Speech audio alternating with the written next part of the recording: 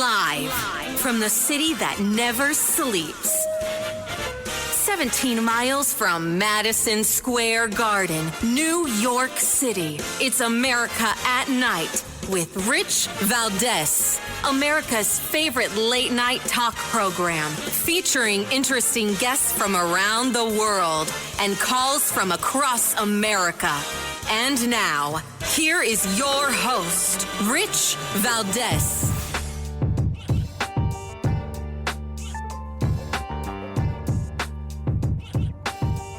Hi there, good evening, and what's up, America? I am Rich Valdez, Valdez with an S, at Rich Valdez on all of the social media. Welcome to the Friday night edition of the program. We're live, we're national, and if you want to join us at the bottom, a little past the bottom, closer to the top, actually, we're taking your calls, 833-482-5337, 833-4-VALDEZ. And a bunch of things we're getting into tonight. We're going to talk a little bit about God. And we're also going to continue and talk a little bit about civil rights.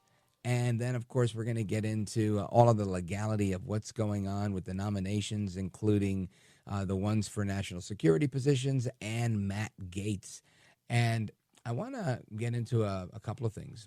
But first, I want to talk about some of the nominations. There were some nominations today, and I think they're all good nominations. The president has chosen Stephen Chung for communications director, Caroline Leavitt for youngest press secretary ever, and Sergio Gore as director of the Office of Presidential Personnel in the White House.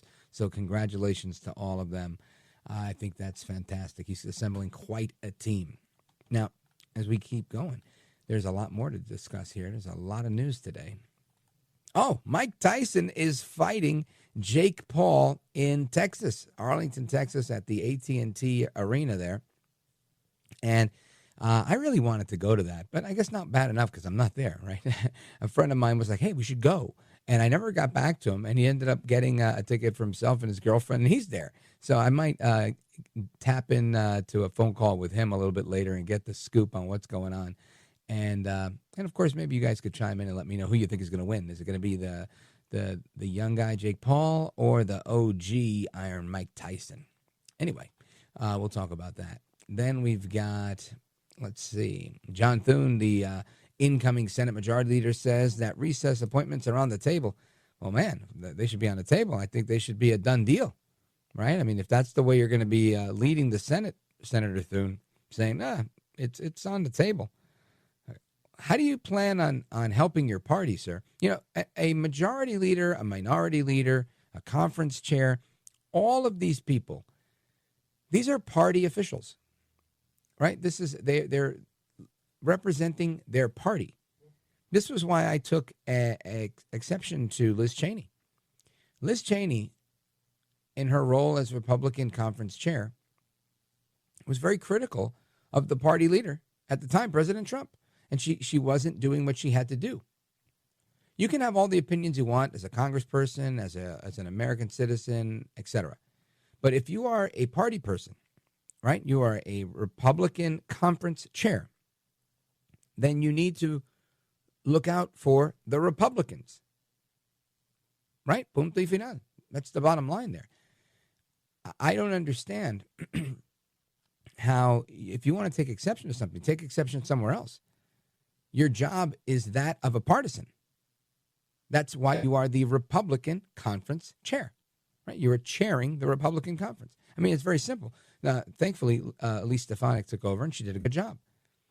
But it always blows me away how people in these partisan positions want to be nonpartisan. What's the point? What is the point? Don't become a partisan official if you don't want to be one. I think that's pretty simple. Anyway, the Democrats continue their meltdown, and it's glorious in my opinion. I love it. I enjoy watching it. Whoopi Goldberg is out there still talking about that stuff we talked about last night, the 4B movement, which is basically the left's movement to now become conservatives, right? They want to focus on abstinence and self-defense and all the things that, you know, I thought they would never, ever talk about. But there's also some moments of candor and honesty. And Van Jones, he's good for that every now and again. Seems like he's really taking a moment to have that introspection. And it's good. Everybody should have that introspection. It doesn't mean you have to change, right? Because if we were to think that every Democrat or, left of center commentator or host or whatever it is, if they were to all look at this and go, I guess I got it all wrong. Let me change my tune. That would mean every time Republicans lost, we'd have to do the same thing. And I, for one, am not going to go, Mitt Romney lost, so I'm not going to be a small government conservative anymore. No. Or, hey, we elected a small government conservative and we had more spending and a bloated government than we've ever had. Well, guess what? I'm still not giving up, right? Because I believe what I believe. So, yeah, I could take note of it and say, we didn't do this well. But ultimately, I'm not going to abandon my own principles. So good on Van Jones for taking a look at, inward and having that introspective look at things. But ultimately, I have no expectation that the Democrats are going to change. None at all. Zilp, zero, nada. Listen to Van Jones. If you're the Democrats, what are you going to do for the next 2 years? How do you regroup? Therapy. Therapy. Therapy. I don't know why are we here? There's nothing. If you're a Democrat, all we can say is we hope that Susie decides that she's going to take a long vacation, that they hire some terrible people and make some mistakes to give us a chance. Right now, they have everything. They got the Supreme Court, they got the Electoral College, they got the House, they got the Senate, they got the popular vote, and we're just sitting here with the dunce cap on. This time last week, we thought we were the smartest people in the world. We thought Donald Trump was an idiot. We thought his campaign made no sense, and it turned out they were smarter than us. And we don't have anything to say. I can sit here and pretend I know something. Here's what I know. Everybody I know is miserable. Everybody's on these Zoom calls. Nobody's got any good ideas, and it's going to take us a while to figure this out. I'm not good at coming here and faking and pretending no, we got whooped. Van, you're gonna go to the spa. You need a massage and a cucumber water. I agree, and a cookie. Cookie. That's right. I thought that was funny. A massage and a cucumber water. Man, that's funny. Anyway, when we come back, I want to play you a quick clip from Sylvester Stallone, who was at the America First Policy Institute last night, and he had some interesting things to say. And, of course, a conversation that should be very, very enlightening. Don't go anywhere. This is America at Night with Rich Valdez.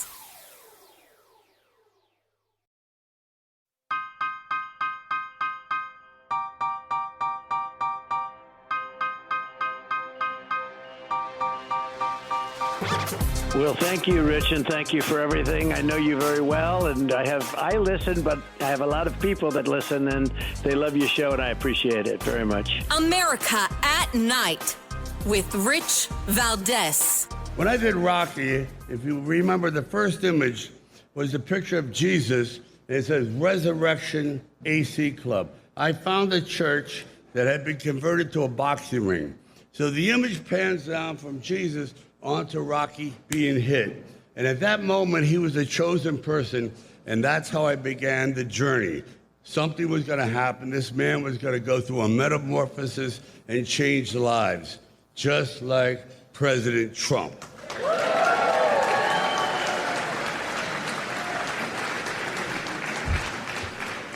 We are in the presence of a really mythical character. I love mythology. And this individual does not exist on this planet. Nobody in the world could have pulled off what he pulled off, so I'm in awe. And I'll just say this, and I mean it. When George Washington defended his country, he had no idea that he was going to change the world. Because without him, you can imagine what the world would look like. Guess what? We got the second George Washington. Congratulations! There's Sylvester Stallone at the America First Policy Institute gala last night at Mar-a-Lago, and saying some interesting things. And one of those things that you heard there is referring to Trump as George Washington 2.0. And while I guess I understand it as like a important historical reference and a historical figure, I think it's more of a, I guess, apropos to compare him to Abraham Lincoln, right? Because there was an attempt on his life. And maybe that's debatable. But Trump survived his attempt, right? And gives all the credit to God. And I think it's noteworthy that he credits God with his ability to breathe, right? To continue to exist, because oftentimes God is kind of shut out of the media, shut out of popular culture, shut out of so many things where it's become taboo, right? Where once God was what you did in the public square, today, not so much. And I want to talk about that and the way this evolution has happened and how some people no longer really look at the goodness in humanity as a good thing, and how we got there and if we're going to stay here. And I want to get the opinion of Spencer Klavan. He's the host of the Young Heretics podcast and associate editor at the Claremont Review of Books. And he's got a book called Light of the Mind, Light of the World, How New Science is Illuminating Ancient Truths About God. Spencer Klavan, welcome. Rich, it's great to be here. Thanks for having me. My pleasure. So let's dig in. I think it's a great title. And this is something in my own experience as an incredibly flawed follower of Jesus, I've learned that science ultimately always catches up to the Bible and not the other way around. Why did you pick this as the title for your book? Well, it's funny you should say that. There's a wonderful quote that I've always loved, and it comes sort of from Werner Heisenberg, although he never quite said it this way, but this is the version I like. The quote is, "The first sip from the cup of science will make you an atheist, but when you get to the bottom of the cup, God is waiting for you there." And yeah. I've always felt like that's basically right. You know, we've just lived through this moment, as you said, where, you know, if the hand of God didn't reach down and swivel Donald Trump's head by about 45 degrees in that moment, I don't know how else to describe what happened. And we've lived through, I feel like in my lifetime, we've lived through this period in history where it was forbidden to talk about this stuff. Most people, I think, have some sense, intuition of the divine. They know that this world of flesh and blood is not all there is. There's something more to life than just what physical science can teach us. And yet we have been scared out of talking about that as if it were a real thing, as if God were real, as if he acts in the world. And been scared out of that by people who claim to speak in the name of science or even just in the name of reason, human reason. So in my book, what I'm arguing is that idea comes from somewhere in history. It comes from basically a PR campaign that's been run for several hundred years on behalf of science, claiming that science has somehow disproven God or dispelled the need for God. And what I'm arguing in the book is that idea was always pretty historically inaccurate, but it's now wildly out of date.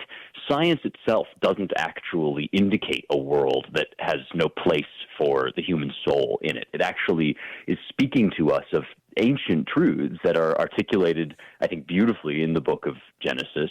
And exactly as you say, what we've been learning most recently in physics and in natural science is actually kind of leading us back to a fuller picture of the world that does involve God, that has a role for a creator.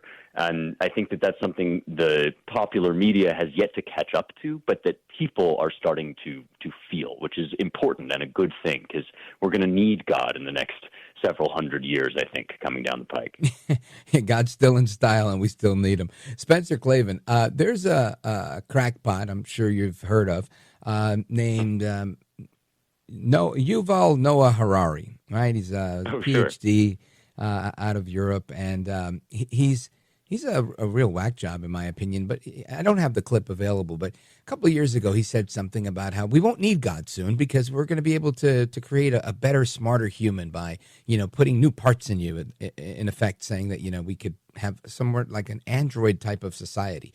And I thought it was ridiculous, honestly, on its face. I thought, wow, what a weirdo. But I wasn't offended. I was just like, yeah, who's going to believe this clown? But apparently, a lot of people believe this clown. He has this outsized influence, and I'm amazed at the fact that's a thing. How is that a thing? How is it possible that he has this outsized influence? Well, Harari's a really interesting guy. He reminds me of somebody that's looking at the world through one eye. You know, he's got this really sharp with an eye patch vision. on. Exactly. Just like a really clear understanding of some genuinely beautiful things about science and technology. Both his book, Sapiens, and Homo Deus, you know, I profited from both of those books, no question. But there's a really telling passage in one of those books where he's describing the evolution of the human body and how we've evolved basically like machines to ward off predators and to find food. And he stops in the middle of this and he says, but what science doesn't understand is why, in the midst of all this, we need to have feelings. In other words, if our body works like a machine, why do we have this experience of life where we don't just run away from lions, we actually feel fear of predators like lions? And this is such a telling moment because that's the other eye that Harari can't see out of, is the fact that there's an entire universe of reality that is not described by material science, that can't be reduced to equations. And I think that most people are aware of that reality. We feel that reality, but we've been cheated out of being able to admit it. We're too intimidated by guys like Harari who have, you know, advanced degrees and all these credentials, who claim that all you need to understand the world is basically material understanding. And that has been a kind of tyranny of intimidation on the part of our credentialed elites. But more and more people, including advanced scientists with, you know, degrees and credentials in this domain, are starting to say, you know, actually, that doesn't work. You know, you talk to, for instance, Fred Hoyle, who's one of the great cosmologists of the last generation, and he says, you know, it's starting to look like the universe has been toyed with by a super intellect. And this other dimension of life is impressing itself upon us, and the impossibility of living like machines is becoming really clear. Most people don't want to upload their consciousness into some kind of robot 2.0 version of themselves. We actually have a profound sense of the importance of our humanity. And Harari and guys like him, I think, are offering a kind of stunted view of the world. And we really have, there's no reason for us to take it seriously, but we've been talked out of the better half of our nature, I think, by, you know, a kind of intimidation campaign on the part of intellectual elites. Really well put. Spencer Klavan is our guest. He's the host of Young Heretics. It's a podcast. I recommend checking it out. And the associate editor of the Claremont Review of Books. He's also the author of the new book, Light of the Mind, Light of the World, How New Science is Illuminating Ancient Truths About God. And I recommend getting a copy of that for yourself, and definitely an extra copy to give away as Hanukkah and Christmas are coming up. Who wouldn't want to give a copy of a book like that away? And we're going to come back and continue this discussion with respect to the book and how the book unfolds. I think this is a fascinating topic that really, it seems kind of, 30,000 feet in many ways. But in reality, I think it's way more practical than many of us might suspect initially. So, folks, keep it locked right here. We're coming right back with Spencer Klavan. Don't go anywhere. I'm Rich Valdez.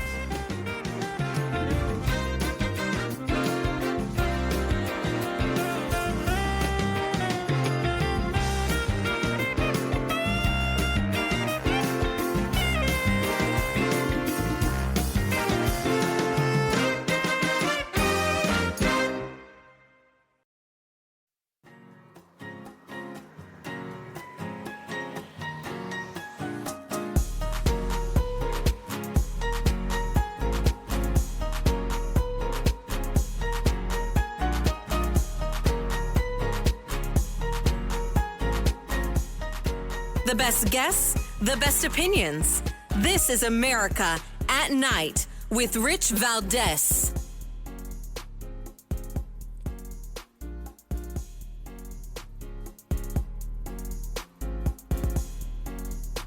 If you know enough biology and you have enough computing power and data, you can hack my body and my brain and my life, and you can understand me better than I understand myself. You can know my personality type, my political views, my sexual preferences, my mental weaknesses, my deepest fears and hopes. you know more about me than I know about myself. And you can do that not just to me, but to everyone. A system that understands us better than we understand ourselves can predict our feelings and decisions, can manipulate our feelings and decisions, and can ultimately make decisions for us. Now, in the past, many tyrants and governments wanted to do it, but nobody understood biology well enough, and nobody had enough computing power and data to hack millions of people. Neither the Gestapo nor the KGB could do it. But soon, at least some corporations and governments will be able to systematically hack all the people. That, again, is Yuval Harari. And, he, back in 2017, also said, human history began when men created gods. It will end when men become gods. This guy, again, crackpot, in my opinion, but an interesting, evil genius type. So I want to continue talking about Spencer Klavan's book, Light of the Mind, Light of the World, how new science is illuminating ancient truths about God. And it's the new science that I hear from Yuval Harari and others like him and his ilk that I find to be concerning. Spencer Klavan, when we hear about this stuff, about this technology where we can hack people, and like you said before, about God versus machine and man versus machine, these things, I used to write them off as these guys are the fringe. Now I become a little bit more alarmed. Do you think that continues to be the trend, or do you think we have a revival of sorts? Well, I think this idea has been around for a long time, and I, in the book, trace it back to what's now known as the Turing test. You may have heard of this idea. It's from 1950, that if a computer can pretend to be a human being, then it basically is a human being. This is the idea of, how do you make an AI that can gain consciousness? And the basic idea is that we're just primitive machines. So if advanced machines can be like us, then they basically have become humans. And I think that Harari and the guys like him are basically inheritors of that idea, the idea that we are just primitive, what they call wetware, primitive machines. And when he's talking, and I hear him in that clip, saying, soon we're going to have the power to understand your inmost thoughts and desires. My feeling is, who is going to have that power? Right. Who is he imagining peering into your soul? And, of course, the answer is always him and his buddies, right? It's always the people that wield these technologies. And you're right, there is a serious danger that people who are very skilled at using biometric technology are going to attempt to use it for control, and they're going to think they're doing good by it, right? He talks about, it shouldn't fall into the hands of a Stalin or an autocrat, and the implicit next sentence is always, and that's why we should wield it. That's why we should have this control over people. So I agree with you. It's a dark thing that this is that people are thinking this way. But I also think there is a major advantage here for normal people, which is that there's an obvious moral flaw in this reasoning. It's immediately apparent, and I think we see it during times like COVID, when people who have this idea that you can hack systems, hack biology, hack people, when they get into control, they create situations that make everybody miserable. That's what the lockdowns were. They were just living out this philosophy of hacking people. And I do think you've seen a backlash against that because it's so obviously grotesque. And because guys like Elon Musk sort of saw that going on and thought, absolutely not, there are now people, even those with very advanced understanding of how these technologies work, that want to use them in service of human consciousness and human flourishing as well, which is what our tools and our technologies are always ultimately designed to do. Otherwise, they're simply evil. So, yeah, you're not wrong to be worried about this. I think it's probably the great threat of our times. And the only thing that can stand against it is a recovery of the idea of our humanity as having been created by God, not something to be replaced, not something that was an accident just on the way to a better robot future, but actually the best thing of its kind, that is a living, breathing, loving, thinking entity. And there's no way around that. Even Harari thinks he's got a way around that, but he hasn't. He's just imagining himself wielding technology over other people. And, I think guys like Musk and even, others in sort of on the right in America right now are saying, absolutely not. Our technology should serve us. This is going to be the great battle of our times, and I don't think we're getting through it without religion, without a theological idea about the role of humanity in the universe. Well, that's, I guess, that what you posit in the book, and I guess that's kind of the way I feel too, is that we seemingly get away from God, but this journey from God brings us back to God. Does that make sense? Absolutely. I think, there is this wonderful line in the Psalms that the fool hath said in his heart, there is no God. And I always think about that, because for a long time I imagined what that means is, if you say there's no God, you're just a dummy, like atheists are stupid or something. And I actually don't think that's what the line means. I think atheists are no dumber than the rest of us, but if we pretend that we can live without a God, we are making fools of ourselves. I think that's the real truth in that line, that when we say we're atheists, we're actually just deluding ourselves, because there's always something at the top of our hierarchy of goods. That there's some best thing that we're aiming at. Even when we just get out of bed in the morning and we make ourselves a cup of coffee, there's some reason why we do everything we do.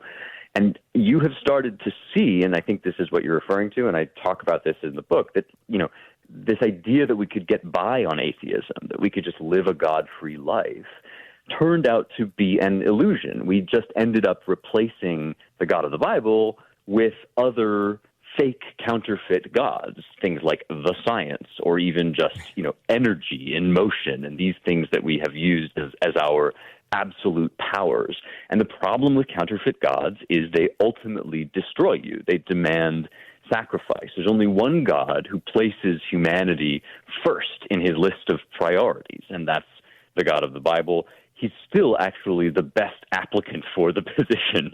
And it's now that we are casting about for all these other gods, since we are already religious, the real question is not, are we going to worship, but whom? And the best answer to that is still the one that our ancestors came up with. Outstanding. Folks, we continue our discussion with Spencer Klavan on his book. And again, I recommend getting a copy of the book, Light of the Mind, Light of the World, How New Science is Illuminating Ancient Truths About God. We're going to do it for one more segment, and then we're wrapping it up. It's a big topic. I wish we had more time, but keep it locked right here. We're coming right back with Spencer Klavan.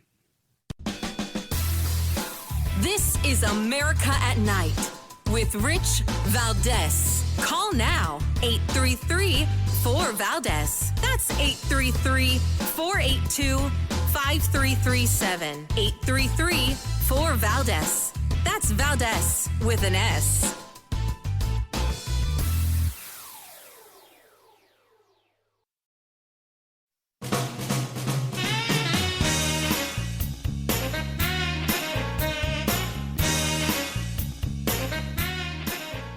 Now, 833-4-VALDEZ. That's 833-482-5337.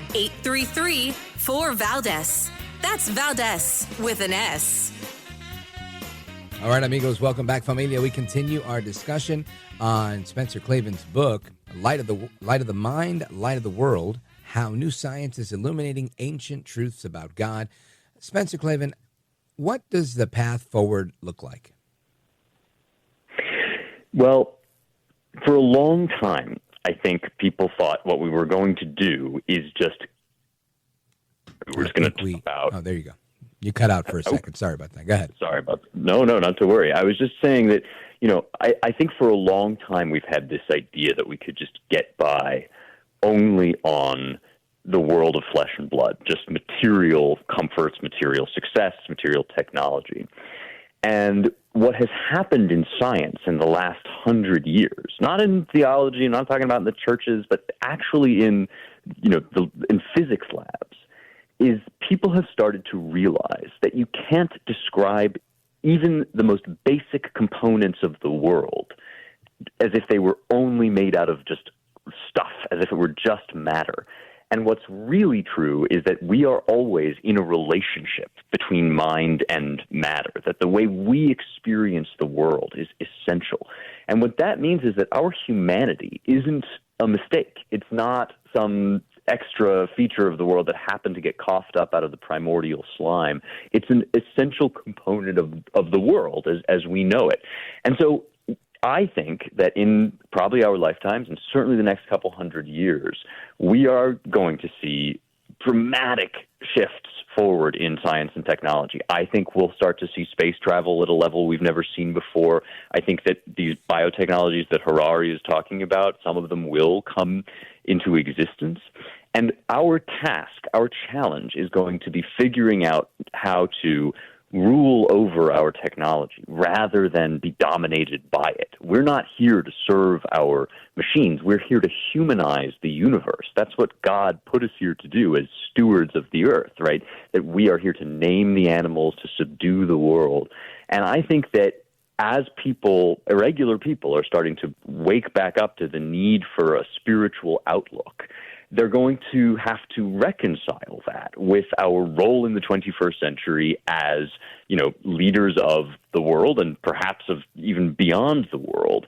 So for me, the path forward is about understanding that you need our modern technology. You need to live in the modern world. But in order to understand that world, in order to grasp our purpose in it and our direction in it, you also need the ancestral truths that have been passed down to us in Scripture. You need your physics textbook, but you also need your Bible, or as St. Augustine put it, you need the book of nature and the book of Scripture at your elbow in order to make sense of things. I think that's our path forward, not a retreat back into some kind of imaginary past, but an actual confident march forward into the world of 21st century technology understood through the lens of biblical faith. Outstanding.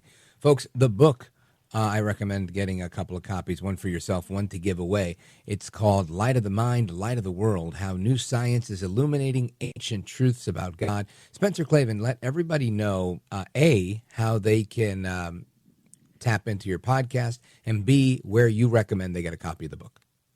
Absolutely. Well, my podcast is called Young Heretics, and it's a weekly deep dive into the great works of the Western canon, an hour a week on Tuesdays, and you can find that on Apple Podcasts or Spotify or wherever you like to listen to podcasts. The book, one more time, is called Light of the Mind, Light of the World, and it's available on Amazon. You can also get it in brick-and-mortar bookstores, and as you say, I think it's a pretty good Advent read or a good Christmas or Hanukkah present. So I'd recommend it for that. And then if you want to, contact me and get in touch with me further for my sins, I am on Twitter at Spencer Klavan. Outstanding. Folks, give him a follow for his sins. And Spencer Klavan, really, it was a pleasure talking to you. I wish you a lot of success with the book and hope to do it again soon. Thank you. It'd be a delight. Thanks, Rich. You got it, brother. And folks, your calls and more are coming up. Open phones across America in the next segment. Don't go anywhere. This is America at Night with Rich Valdez. Call now, 833-4-VALDEZ. That's 833-482-5337. 833-4-VALDEZ. That's Valdez with an S.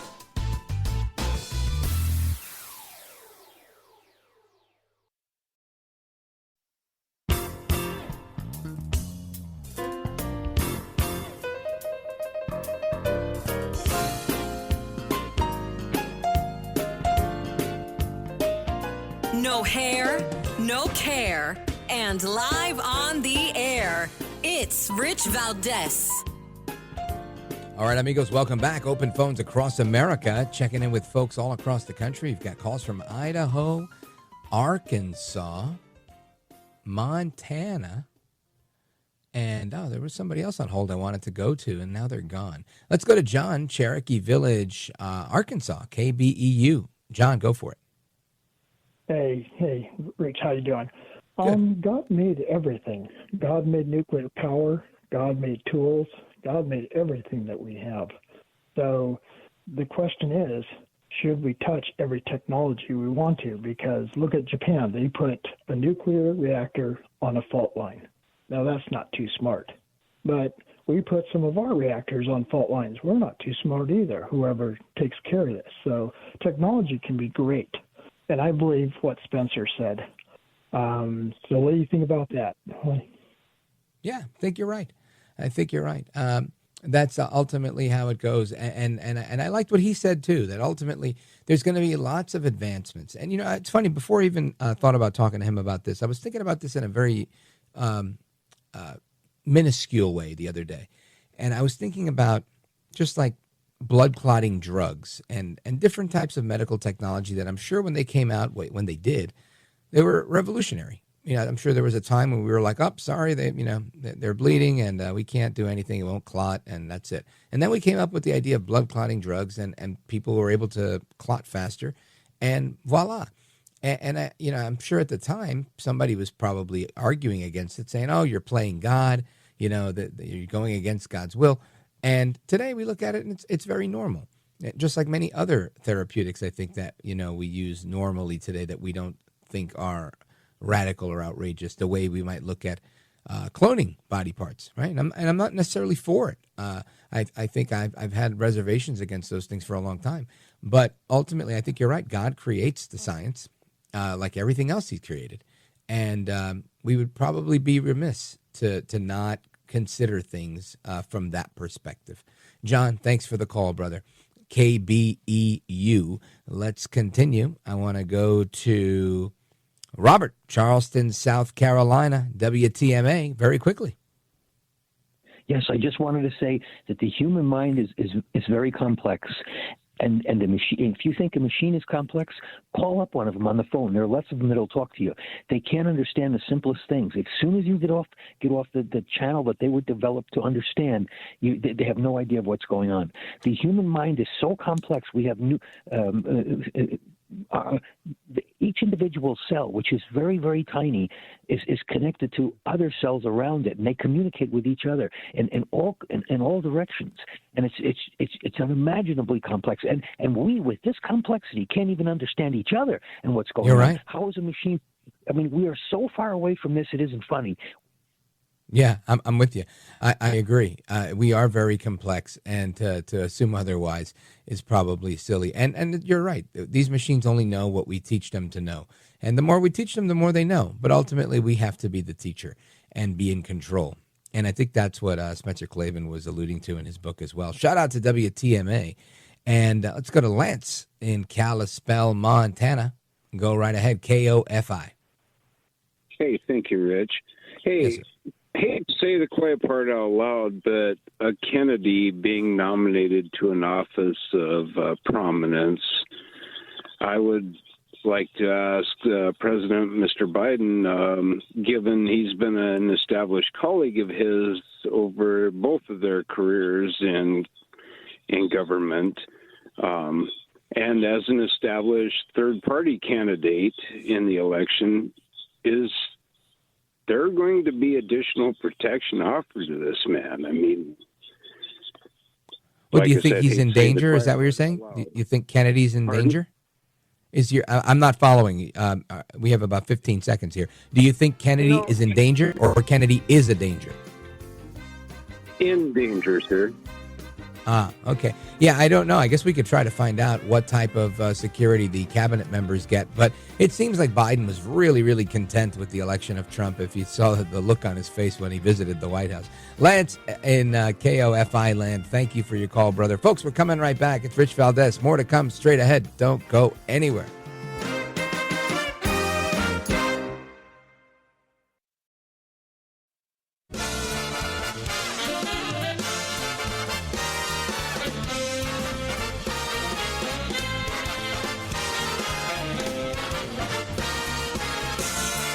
Live from the city that never sleeps.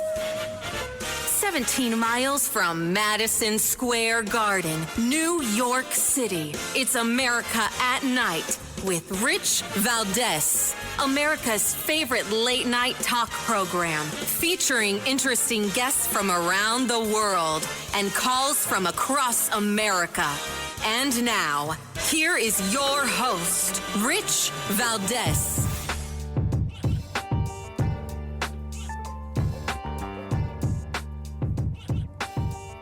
Hi there, good evening, and what's up, America? I am Rich Valdez, Valdez with an S, at Rich Valdez on all of the social media. And very, very, very interesting stuff going on tonight. Of course, President Trump nominating Stephen Chung to White House Communications Director, Caroline Leavitt as press secretary, the youngest press secretary ever. And, of course, Sergio Gore being appointed by President Trump as the director of the White House Office of Personnel. So congratulations to them. And, of course, if you guys want to call the show tonight, it's 833-482-5337, 833-4-VALDEZ. And lots of other things going on tonight. We're going to have some conversation on a couple of interesting topics. We just talked about the debacle between God and science, and a little bit I want to get into the importance that young voters, in particular young voters of color, like young black men, played in this recent election, and how they chose the economy over racial messaging. And we're also going to have some discussion on everything else that's happening in America at night with your calls. And one of the callers that normally calls the show from WGHQ out of New York is in Texas tonight, Arlington, Texas, because Mike Tyson is facing off against Jake Paul. And it's interesting. And Kalani, one of our regular listeners, is ringside at the fight. And I think we've got him on the line. Kalani, are you there? Yes, sir, I am. I'm right here, brother. So How talk are to you? me. What's going on? I'm doing great. I'm watching the fight, a little bit of it. And I see that Amanda Serrano is facing off against Taylor. And what's going on in that fight? Brother, this is electrifying right now. It's crazy. I thought the fight was gonna be stopped because I'm sure you could see that her eye is split open, the top of her eye. But she's still going. She's still fighting. Hopefully, I don't know what's gonna happen at the end, but she's holding on so far. It's crazy over here. It really Absolutely. is. It seems like an amazing fight. I don't know if this is a sexist comment, but if so, so be it. But I find the girl fights are always better. They seem to really just give it all, as opposed to the guy fights. Absolutely. So far, this has been the best fight of the night. This is probably the sixth fight of the night, and this has been the best fight so far. Hopefully, the next one, which is the main event, hopefully that one will be, it'll top this one off. But this one, absolutely, so far is the best fight. Wow, look at that. I don't know if you're watching live right now, but it's going crazy right now. This is crazy over here. And Amanda Serrano is a multi-champion fighter, hailing from New York by way of Puerto Rico, and really getting a run for her money tonight. So it's a really, really interesting fight. Now, what's the crowd like? I'm seeing a lot of action on Twitter. It seems to be a really, really big event. Is the place packed out? Absolutely, my brother. I don't know if you can hear it, but the crowd is going crazy right now. I can barely hear you. It's out of control. It's out of control, right? Oh, wow. I'm sorry, but it's very exciting. Oh, okay. Okay. Very exciting. Now, Kalani, before we let you go, I want to ask you, have you seen President Trump? I think rumors have it that he's going to be there ringside. You know what? I thought that he was going to walk by, but so far I haven't seen anything. Hopefully, maybe. Let's see. At the end, I mean, it's about to start. I mean, this fight is over now. Hopefully, before the main event, we'll see something happen. But I thought the same thing. The Serrano fight ended. Who won? Well, they haven't said yet. It just ended right now. Yeah. So it's gonna. But I can tell you, there's a lot of MAGA hats, red and black, gold ones, white ones. I've seen a lot of them over here. So just so you know. Oh yeah, I actually saw something similar on X, known as Twitter, or vice versa, where they're saying that the whole stadium is filled with MAGA. It's MAGA no matter what. Jake Paul and Mike Tyson both endorsing Trump in this last election. Yes, absolutely. A lot Now, who of do you Trump have your money supporters on? here. Oh, Mike Tyson, of course. Yeah, no doubt.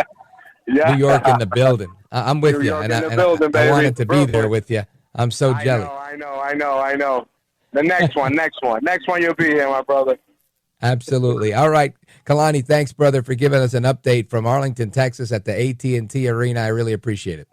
You have a good night, brother. Thank you. You got it. God bless. And folks, as often as we can, we'll get you some updates on what's happening with that. Of course, it's not a sports program, but a big event like this one where, at least you know me, I'm a boxing fan, and I always enjoy this stuff. And it's good to see what's going on here. It's good to see. Hopefully, Mike Tyson scores a win tonight. That's my hope. And if not, we'll invite the winner of the of tonight's fight on the program so we can find out a little bit more about what's going on if they accept. Now, I also want to get into a conversation on other fighters, and I don't mean boxers. I mean political fighters, right? People that fought to make sure that America would be great again, and people from all different demographic backgrounds really stepped up in this election.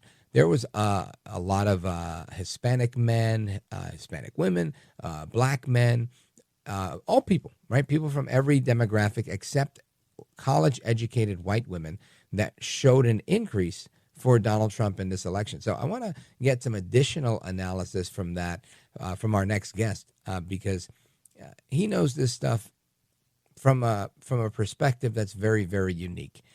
Made a major contribution to the 1776 project when Trump was in office, and has been just a stalwart champion for liberty in his time as an activist and as a scholar. So we're going to come back with Bob Woodson straight ahead, plus your calls and more as we continue our Friday night live program. Our number, 833-482-5337, 833-4-VALDEZ.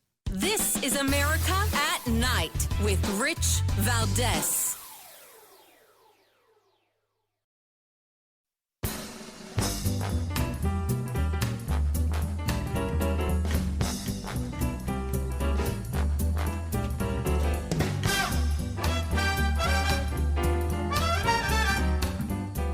Mr. Call Screener, who is a budding radio star, by the way. Richie Valdez is terrific. This is America at Night with Rich Valdez. Welcome back, America. And there was a clip that I played earlier of Van Jones from CNN, and he was saying, what's next for Democrats? And he said, they're going to need therapy and a cookie. And, of course, he was being funny, but, of course, it's tongue-in-cheek. He's serious, right? There's a lot of people that are freaking out about the results of the election and realizing that this is not a fringe group of crazy people, that this fringe group of white supremacists includes black men, Hispanic men, and all sorts of men and women all across the country from every group of that's out there. And it's not just Van Jones that's out there saying, look, we lost and we got spanked, but it's also Charles Barkley, the former NBA star and sportscaster. He was on a podcast this week saying that Trump won fair and square. We, the Democrats, lost, and we, the Democrats, need to shut the heck up. Listen to this. I want to congratulate President-elect Trump. Y'all won fair and square. I want to congratulate you. I want you to do the best for the American people, because I got some numbers here. 75 million people voted for President-elect Trump. 71 million people voted for Kamala Harris. So it's not a contest in my eyes where I want all 75 and 71 million to be successful. They're all Americans. He's the president of the United States, and I wish him nothing but the best. But we lost. And I just want to say this to the Democrats, which I'm an independent who voted Democratic. Do me this favor. Shut the up. That's Charles Barkley on the Steam Room podcast saying to shut the F up to the Democrats, because they're out there saying all sorts of things. And it seems like there's a rift in the Democrats, because you've got Democrats of every stripe Some are complaining, some are saying it's fair, some are saying it's this, and some are saying it's that. I want to get some analysis on this from the founder of the Woodson Center. He's been with us before, and I'm glad that he's back with us tonight. Bob Woodson, founder and president of the Woodson Center, influential leader on issues of poverty and alleviating and empowering disadvantaged communities, and he's with us tonight. Bob Woodson, welcome back. Always pleased to be here, Rich. Yes, Always sir. Pleased. And thank you. Go ahead. No, I think this vote was a declaration of independence of black from the liberal democratic plantation. 30% of independent blacks voted for Trump, and they voted even, I think Trump's greatest ally was Barack Obama. When he made sure that he got elected, right? He really did. When he came and chastised, when he left his mansion in New England and came into the community to chastise black men for really not voting for Kamala Harris, it really pissed off a lot of people in the community, and they feel that he was being patronized. They were being patronized. And I think that wasn't the only reason that they voted for him, but it didn't help to be patronized. Yeah, and I remember that. That was when he said, I want to talk to the brothers. And I think a lot of people took that the wrong way. They really did, and Kamala Harris, what does she offer black men, which is further insulting when she says, oh, we're going to legalize pot and we're going to make it easier for people to go into the pot manufacturing business. What does that have to do with the cost of eggs and bacon and a high cost of gas? Or the border. What does that have to do with that? Nothing. Yeah, I agree. I think there was a series of miscalculations here. And you're right. Many Democrats that came out seemed to be more helpful for Trump than they were for Harris. I'm even talking about Bill Clinton coming out and saying, all right, yeah, so the Trump economy was better, but still, like all these things that people were saying didn't seem to really help Kamala Harris, Bob Woodson. It really didn't. And also, at least from the black folks that I talked with, leaders around the country in the neighborhoods, they thought it was also demeaning for them to bring Beyonce and Legend and all of these entertainers. There was an overemphasis on people don't care what the Beyonce votes for. They care about came to hear her sing. And again, I think it just plays on a stereotype, that you can get black folks to vote if you just legalize pot and then have Beyonce come and shake her thing in front of the audience. Yeah, it's almost insulting, right? It's kind of a demeaning type of tactic, especially when you find out that they were paying these people.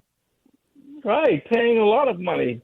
And instead of talking to black people the way you do any other group, and that is how do we improve the economy, how do we reduce the cost of items and promote enterprise. Any group's participation in the American economy, this is what government gives them. It's their small business formation rate. A healthy community generates about 2.5 businesses per 1,000 people per year. In the black community, it's more like 3 businesses per 100,000 per year. So that's where the emphasis should have been placed. How do we increase entrepreneurship in those underserved communities? How do we help them to be agents of their own uplift rather than talking about student loan forgiveness or forgiving loans? Everything is a giveaway. And that's what's Bob Woodson, insulting to people. If you were advising them, what would you advise them? How would you, what would the right approach be? The right approach would be to go in and talking about, like Steve Goldsmith was one Republican mayor that we worked with 6 years. He went and privatized government services and subcontracted the maintenance of local parks in the city of Indianapolis, so that young teenagers black teenagers were hired by the local not-for-profit to maintain the parks, and as a consequence, the parks became safer. There was a sense of ownership to that. He brought together small business owners in one of the most high crime areas and created a kind of mini chamber of commerce, and the city subcontracted contracts to them. In other words, come up with creative strategies to generate enterprise in these communities so that capital begins to flow in and people begin to provide services that are needed rather than just relying on the government subsidy. In other words, make the free enterprise system work in low-income communities. And that's what Steve Goldsmith did. And as a consequence, he was reelected and won great favor for his emphasis on economic development and not race.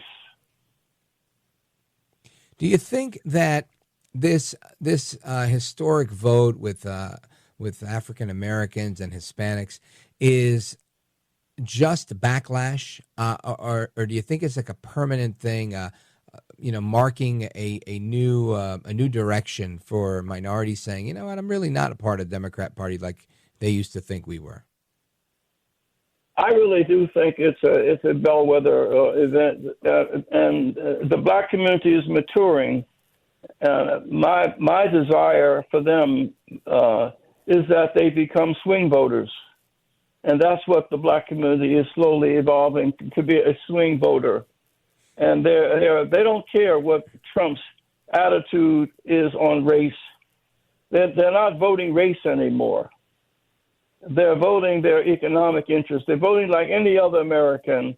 And I think you're going to see an expansion of that. The challenge is going to be for the Trump administration is for Republicans to govern conservatively. It's one thing to win an election based upon conservative principles, which I happen to agree with.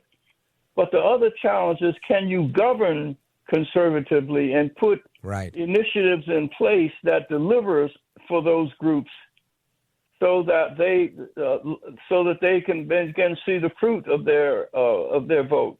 And that's the challenge that Republicans have. Well, I want to explore that thought when we come back, plus your take on the various appointments that have been made in the Trump administration, as well as a couple of hot takes on the rest of the news of the day. Folks, we're coming right back with Bob Woodson. Bob Woodson is the founder and president of the Woodson Center, and he's been involved in civil rights and anti-poverty programs and just a world of excellent work throughout his career. Check out his website, woodsoncenter.org. woodsoncenter.org is the website. And, of course, following our interview with Bob Woodson, we're going to be going to phone calls, open phones across America. The phone number for that, 833-482-5337, 833-4-VALDEZ. So keep it locked right here. We're live. We're national on this Friday night, taking your calls and more straight ahead with Bob Woodson and me, Rich Valdez.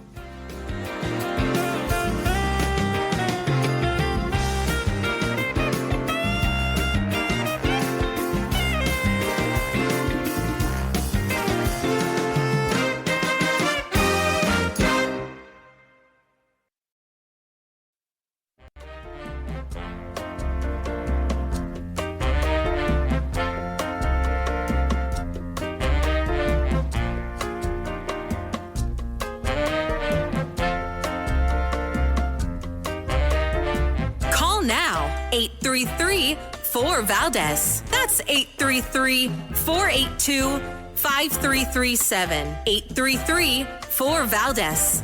That's Valdez with an S. We shouldn't be surprised that President Trump is moving quickly. He's already been the president. He knows how to do the job. He knows the kind of people he wants on the job with him. And he campaigned on the promise to shake things up in Washington, to not just go with conventional types of selections. People that want to go, he wants people that are going to go into these departments and agencies and actually clear out a lot of the excess bureaucratic waste and the rot, and make sure that these departments and agencies are working on behalf of the American people, not on behalf of their own interests and fiefdom. So I don't think anyone should be surprised that President Trump is moving fast or that he's making some unconventional nominees. They're going to shake things up. That's exactly what he campaigned on.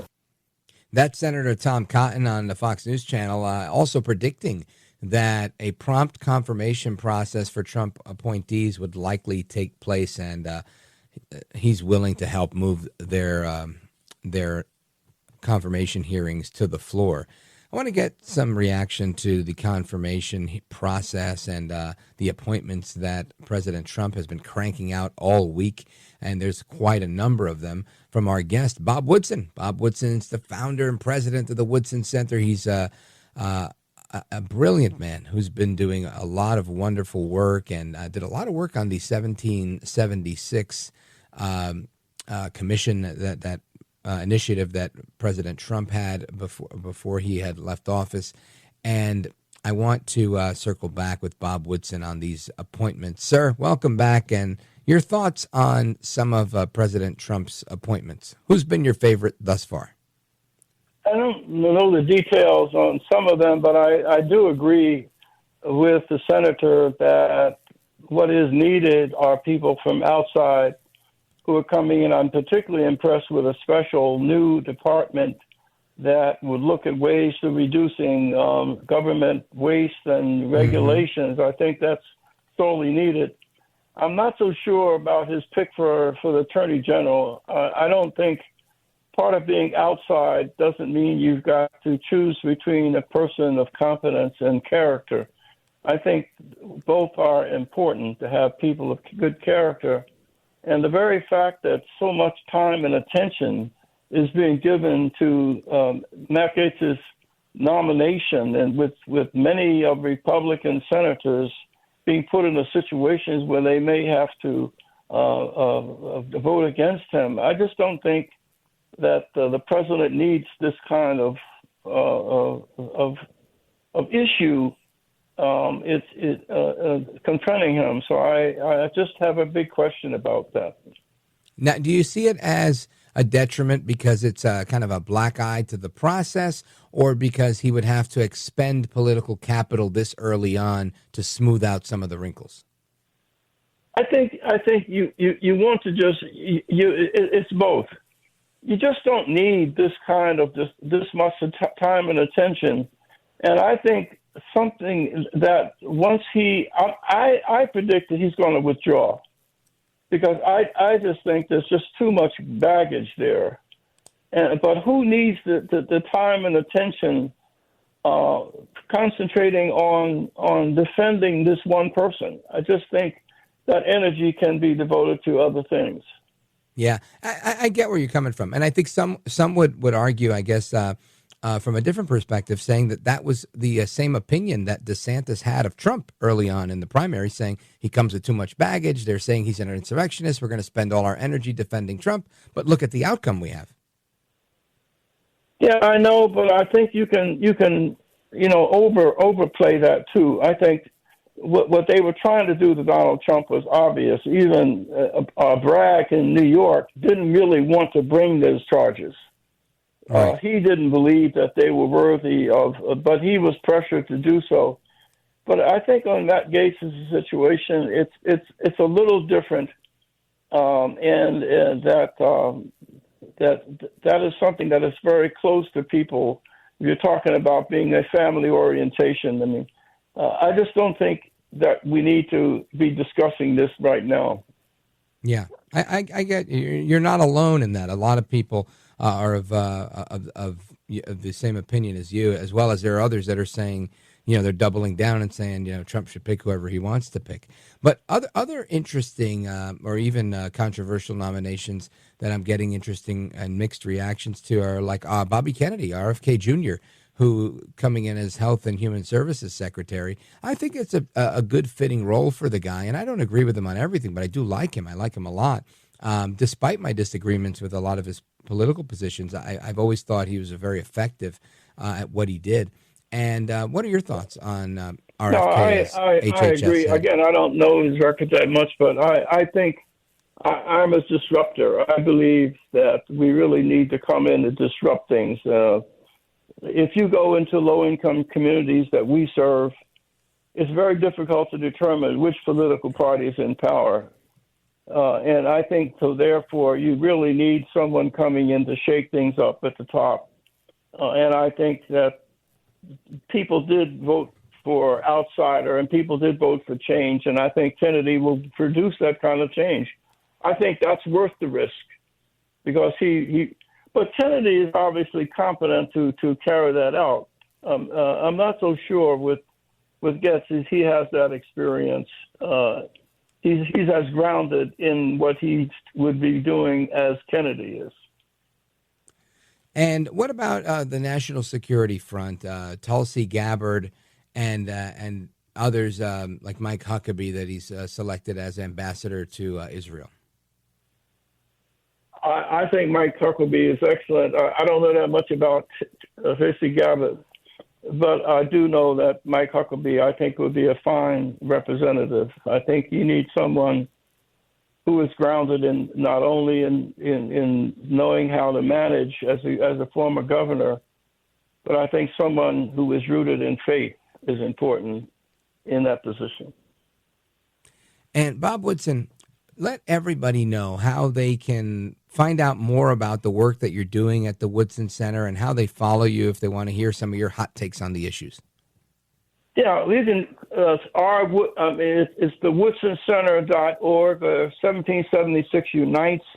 We have a book called Red, White, and Black: Rescuing America from Revisionist History and Race Hustlers, and we just came out with a sequel called Pathways to American Renewal. It's very uplifting. We developed school curriculum from it that has been now down. It's free. It's been downloaded 100,000 times in every state, and it's a direct challenge to 1619. But we don't offer a debate. We offer inspirational and aspirational stories of how blacks achieved against the odds that America should never be defined by its birth defect of slavery, but by those who fought against it. America, none of us should be judged by our birth defect or the worst of what we were in our past, but America is the country of second chances. And you will be inspired when you read these books. They're just essays from people who talk, for instance, about 20 blacks who were born slaves who died millionaires. One of them even actually came back and purchased a plantation on which he was a slave and allowed the wife of the slave owner who had developed dementia and was in poverty to remain in her master bedroom until her death. That is an act of radical grace. And so there are some outstanding American stories in these books that will inspire you. And these are coming from low-income black patriots. Outstanding. Bob Woodson, founder and president of the Woodson Center. I want to thank you for being here. Folks, make sure you check him out at the WoodsonCenter.org is the website.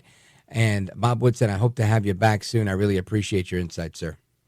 Anytime, and thanks for the opportunity to address your listeners. Oh, my pleasure. God bless you. And folks, we come back with more discussion on all of these issues. Megyn Kelly sounds off, weighing in for Matt Gaetz. As you can see, it's a tit for tat. Some like him, some don't. The guy's a real firebrand. We're going to talk about that when we come back. Don't go anywhere. This is America at Night with Rich Valdez. Call now, 833-4VALDEZ. That's 833-482-5337. 833-4VALDEZ. That's Valdez with an S.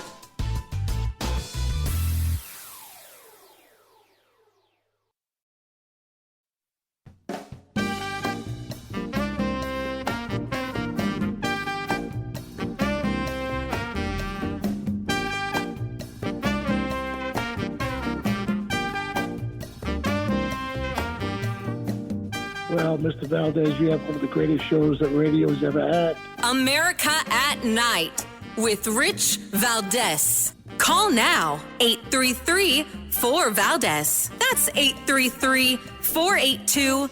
833-5337. 833-4-VALDEZ. That's Valdez with an S. If you are Donald Trump and your chosen attorney general has turned you over to Robert Mueller, who then ruined your first term as president with a bunch of bullshit, then you leave office and the next guy's attorney general is behind not one, but two criminal prosecutions of you, and his DOJ is cooperating with not one, but two state prosecutions of you in a bridge that's never been crossed in our 250-year history as a nation, then I, too, might prize loyalty to me above all other qualities and go with a guy like Matt Gaetz. Who can blame Trump for trying to pick the most loyal soldier he can find for this position? That is Megyn Kelly, former attorney and host on the Fox News channel. She's now a host on Sirius. And excellent point, I think, that she makes, right? Because Trump went through something so similar to what Gaetz is talking about. Gaetz says everything they made up is a lie. If that's true, then they're just weaponizing the justice system against him and using lawfare against him. And there's been no charges, right? There's no charge against him. These are ethics charges within Congress designed, in my opinion, to smear him. So if that is in fact the case, then I understand, right? I definitely understand what the issue is. Now, I'm curious to know your thoughts on this. So I want to go to the phones, 833-482-5337, 833-4-VALDEZ.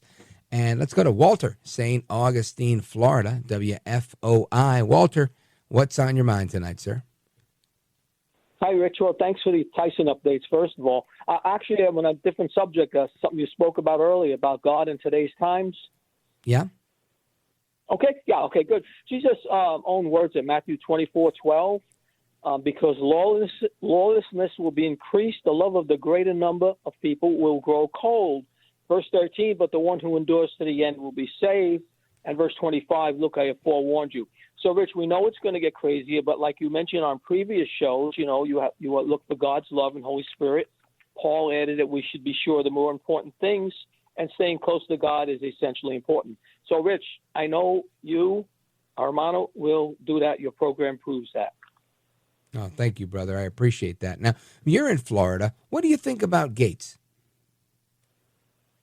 What I think about him? Well, I hope. Yeah, do you think this was a good move by Trump to nominate him for AG, or do you think it's a liability? Sure, just because we had Megyn Kelly on, what she said. Exactly. No, I don't think it's a liability. Trump's going to do what he wants to do, and we're behind him. People are behind him now. You know, they've had it. You know, the past. Yeah, I'm with you. I like Matt Gaetz. And again, I don't think he was the most, he was a surprise, right? He came as a surprise. I think there's a lot of people out there that were kind of angling for the job, auditioning for the job, that would be a really good fit for the job. But that doesn't exclude him. I don't think he would be a bad AG in any way. Not at all. I just think, it just came out of left field. But when you think about it, I think the guy's a rock star. I mean, when his work on the Judiciary Committee has been fantastic. So I'm just wondering, is this more next step for Gaetz than it is an actual attorney general appointment? I don't know. I'm not sure. But I do think he does well on radio. He does well on television. He's very media savvy and media friendly. And that might be a good place for him. That doesn't mean it would be a bad place for him somewhere else. So I guess the jury's out, not to be very punny, but we'll see how it goes. Walter in St. Augustine, Florida, WFOI. Thank you, brother. God bless you. I appreciate your input. And let us continue here. Dan, Chicago, Illinois, WLS. Dan, go for it. Hey, Rich. When you closed out the end of the show, you said really quick, did you see the look on the smile on Biden's face? Yeah. And that Trump. And this thought came to my mind. Maybe that smile is, if Obama's been controlling the White House for the last 4 years, he would continue to control it with Kamala in there. Mm-hmm. And it's been said that Obama hated Joe. Leave it to Joe to F things up. And so this is his smile going, he's getting back at Obama for pulling his strings and not letting him do what he's wanted to do. And it's like his revenge is sweet. The cat ate the canary kind of a smile, maybe. I think you're 100% right. I could not disagree with anything you said. There's been so much talk about it on the news and different television programs, and I agree with all of it. I've never seen Joe Biden be so happy, like not even at Inauguration Day when he took his oath of office. The smile on his face, this ear-to-ear grin, even his wife, they just seemed so thrilled that Trump was in the White House with them yesterday. And I don't think it was to see him, right? I don't think he likes him, Trump. I think he's just thrilled to stick it to Kamala. I think Joe Biden can't stand Kamala, and I think Joe Biden and Obama don't get along either. And this was, like you said, revenge is a dish best served cold. And I think that's what we're seeing. And you know what? We won. And something Bob Woodson said earlier was that the help that Barack Obama provided for Trump, right, in chastising black men, saying, I want to talk to the brothers. You're not doing, like telling them, hey, you're not getting it right. You're getting it wrong. Let me tell you exactly how you should be voting. I think was a bridge too far for a lot of people, where they were like, you know what, get out of here. Just like when the media tried to tell me that some idiot that made a bad joke about Puerto Rico at Trump's rally, that I should somehow start hating Trump because, I should do this guilt by association thing. The whole thing, it blew up in their face because Hispanic men voted in the largest numbers in American history for Trump. So I found that to be very, very interesting. So I think you're spot on, Dan. Thank you for the call, brother. Chicago, Illinois, WLS. Folks, we're coming right back. Keep it locked right here. This is America at Night with Rich Valdez.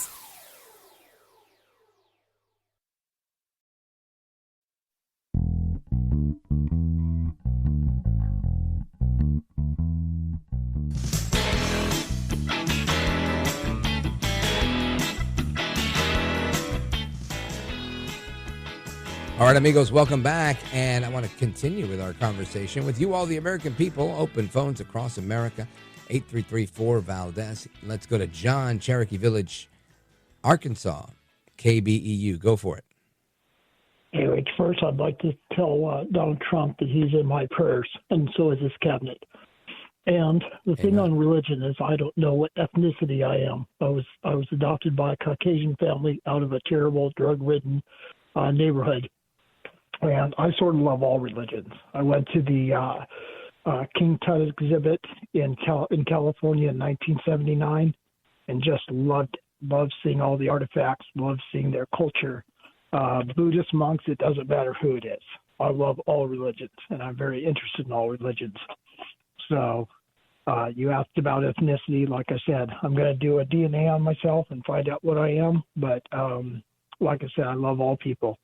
And I'm out there to help all people if I ever can, Sounds good to me, John. Thank you for the call, brother. Shout out to everybody listening on KBEU. And let me see. Steve, Atlanta, Georgia, WGKA, quickly.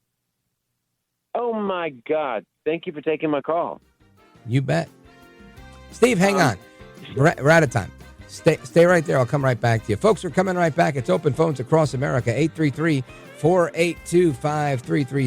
833-4-VALDEZ is the number.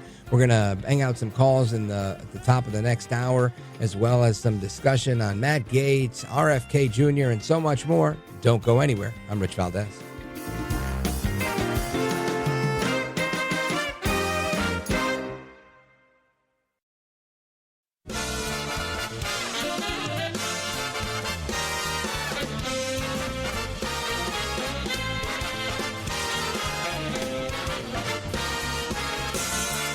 Live from the city that never sleeps. 17 miles from Madison Square Garden, New York City. It's America at Night with Rich Valdez. America's favorite late night talk program, featuring interesting guests from around the world and calls from across America. And now, here is your host, Rich Valdez.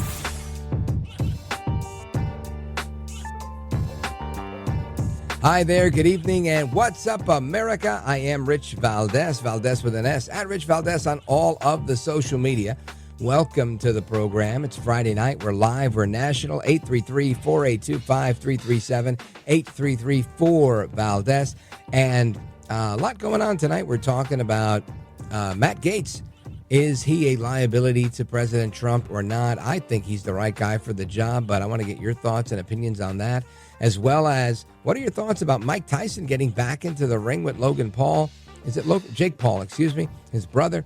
And they just stepped into the ring, and they're facing off against one another. We're going to keep you updated on that. We had a call from one of our listeners he's there ringside at the fight, and it was a really good update. I'm enjoying that and looking forward to seeing how this thing pans out. And, of course, President Trump yesterday in Mar-a-Lago discussing his plans for the 47, right? Trump second term as the 47th president of the United States, saying we're going to address wokeness, the military, and excessive government regulation. Listen to this. We're going to reduce regulation, waste, fraud, and inefficiency, and these two guys are going to find a lot of it. We're going to clean out the corrupt, broken, and failing bureaucracies, and that's what we're going to be doing. And we're going to stop child sexual mutilation. We're going to stop it because it's time. It's time. It's time, and it's not right what's going on. It is mutilation, and it's not going to happen. We have to stop it. We have to get back to a great country with low taxes and strong military. We're going to fix our military. We did it once. Now we're going to have to do it again. We didn't know a big chunk of it was going to be given to Afghanistan. We're going to work on Middle East, and we're going to work very hard on Russia and Ukraine. It's got to stop. Russia and Ukraine's got to stop. Thousands and thousands. I saw a report today. Thousands of people over the last 3 days were killed. Thousands and thousands of people were killed. They happen to be soldiers, but whether they're soldiers or they're people sitting in towns, we're going to work it. Thousands of people being killed as a result of the conflict. Vladimir Putin trying to seize territory in Ukraine, and seems like the unending war, which is sucks, to be honest. But I want to get your thoughts on that and everything else we've been talking about tonight. The phone lines are jam-packed, so we're going to start with the phones right now. I left off with Steve. Steve is calling us from Atlanta, Georgia. Steve, what are your thoughts on President Trump's agenda? Well, actually, I just wanted you to tell me. All right, hold on right there. Are. Hold on, please. Let us continue. I want to go to Donna in Columbia City, Indiana, WTAY. Go right ahead. Your thoughts on President Trump's agenda? Donna, are you there? Can you say something? Oh, yes, I am here. Please talk. America's listening.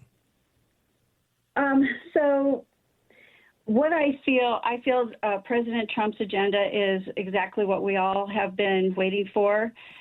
We have given the past administration a chance to show us what they can do, and we all know how that's turned out. So we're excited to see what's coming ahead of us.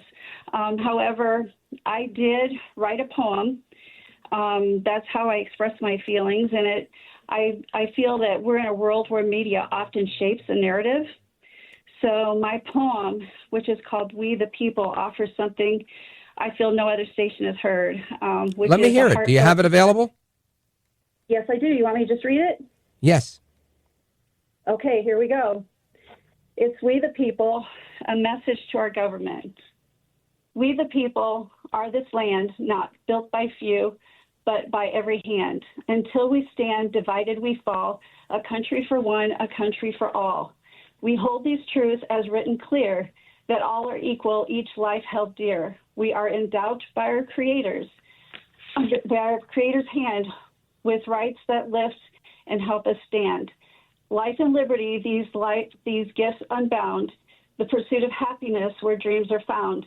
No law or power should ever betray the inalienable rights that light our way. Those we elect, both left and right, We're entrusted by the people to keep us safe by securing our borders both day and night. All were elected to uphold the Constitution of this country and to serve, not to exploit, but to uphold the honor we deserve. To represent our voice, our fight, our way, not use their power to lead us astray. Cheating and fear should never decide. For truth, not deceit, we shall abide. We stand as watchmen, ever aware of those who lead and how they dare. Our media is to serve our country as well, to be the voice of unity where truth and awareness dwell. The one who reports only to promote division needs to seriously look at their heart condition.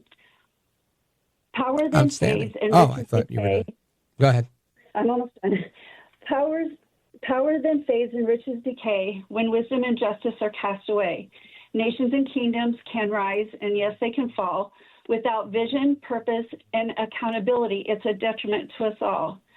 We all share a commonality of searching for the one to lead us who is a patriot through and through, and for the one candidate whose heart beats red, white, and blue. Outstanding. Donna, I want to thank you for sharing that. I really appreciate it. It's a really good poem. And if you get it online somewhere like Twitter and you're able to tweet it out, if you tag me, I'm happy to retweet it to the rest of our listeners. And it's really well done. Donna in Columbia City, Indiana on WTAY. Thank you for that. And I want to go to Mark. Mark is in Cleveland, Ohio on WNIR. Mark, go right ahead. That girl sounds like a future president to me. That's an intelligent. That was an excellent poem, ma'am. Cleveland, I grew up with the Kennedy administration. My father worked 40 years for a steel mill in Cleveland. Yeah. He was a hard-working man, and I myself have done machining. I've worked in steel mills, and I served in the Navy. Right. I saw a lot of waste. Thank you for your service, by the way.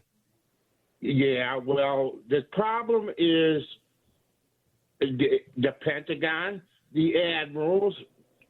See, corruption's also in the military. I have a little respect for anybody above a chief petty officer, myself, or a corporal in the Marines or the Army. I have no faith in officers. Now, what do you think about the Trump proposition that he put out a little while ago? See, they're called, what they are lifers. You know what a lifer means in the military? That's someone who's got... We're going to run out of time here, Mark. What's your thought on Trump and his administration agenda? He ain't going to... It isn't going to change nothing. That's my opinion. It'll be the same flat 4 years as Biden. Well, why do you think there was such a difference between the 4 years of Trump and the 4 years of Biden? If you think they'll be the same, they weren't remotely the same. There were no wars when Trump was in office the first time around. What makes you think it would be so different this time around? It ain't going to be different because they don't even control what's happening. Big corporations, lobbyists who are pulling the purse strings, though they're just a mouthpiece. And take my word for it, you're going to, in a year, wish Trump Did you vote in this last election, Mark? Yes, I did. I voted for Kamala Harris, to be honest with you, because... Why? Why? Because I don't trust Trump. But you just said that it doesn't matter who's in charge because they're just mouthpieces. If you think these people don't have any power and it's just the corporations, what's the value in voting? The people with that are backing and funding this government, they could pull the rug right out from under all of them, cut off their funding. Then they're going to be left hanging in the wind because. Well, let me ask you this: who are the people that are funding Trump's campaign?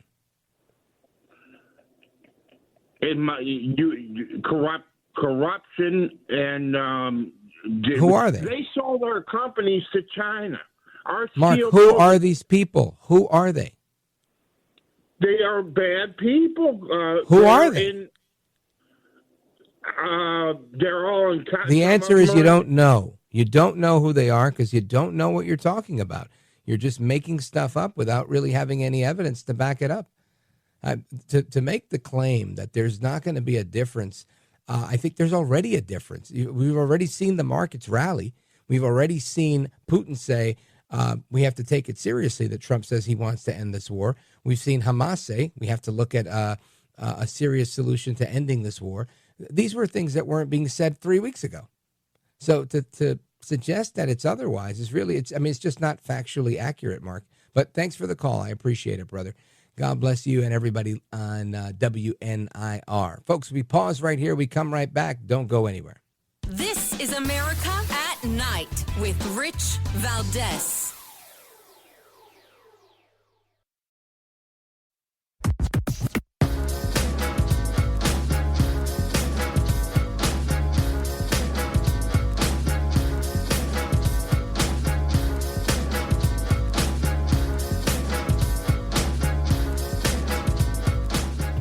By the way, your ratings are up. Congratulations, everybody. It's always nice to check.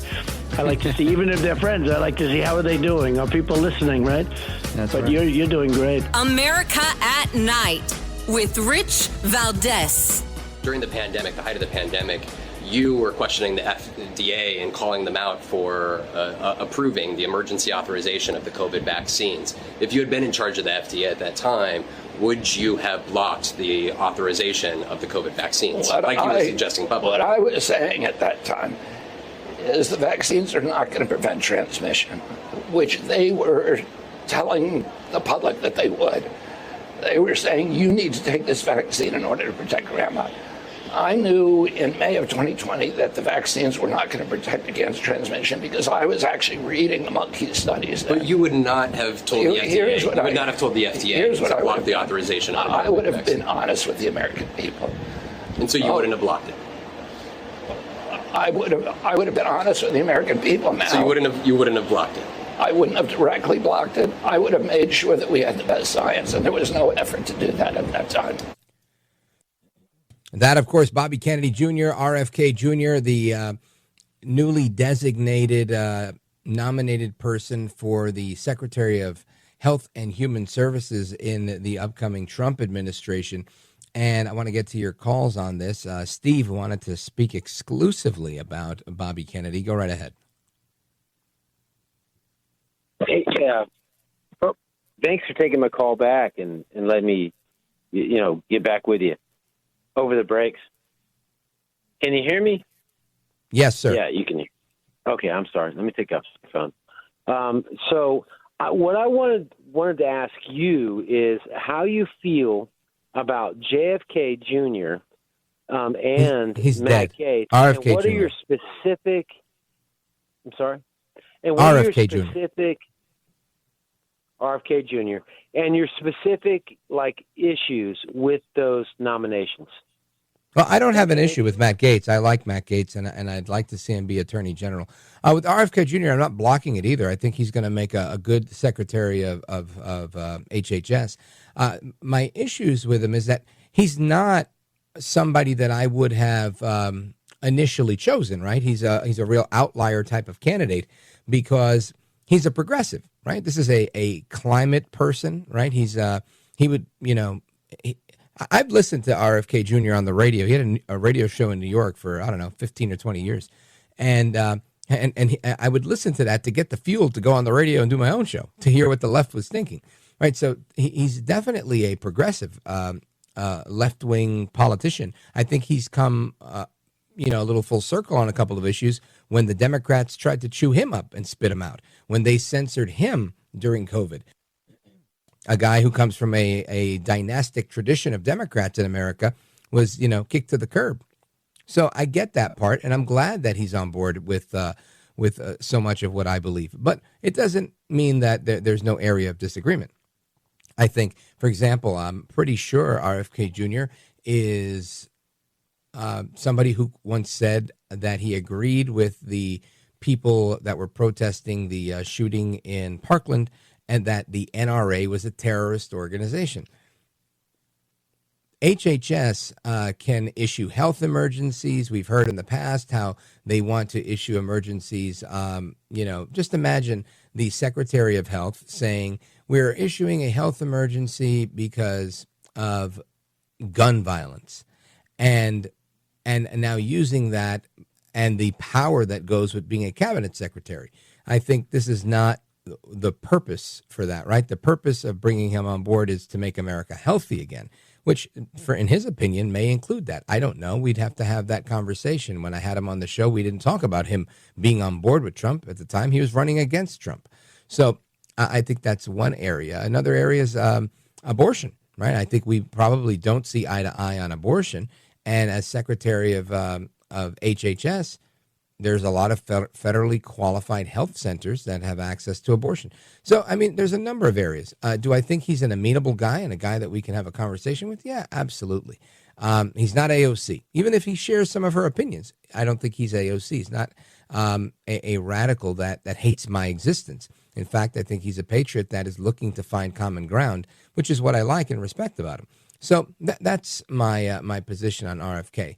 As far as Matt Gaetz, again, I think Matt Gaetz is a disruptor. He's a firebrand. I think when we had him on the show, my first question to him, the first time I talked to him ever, was, are you a conservative bomb thrower or are you a patriot? And I think his response was, Rich, I think I'm a bomb throwing patriot.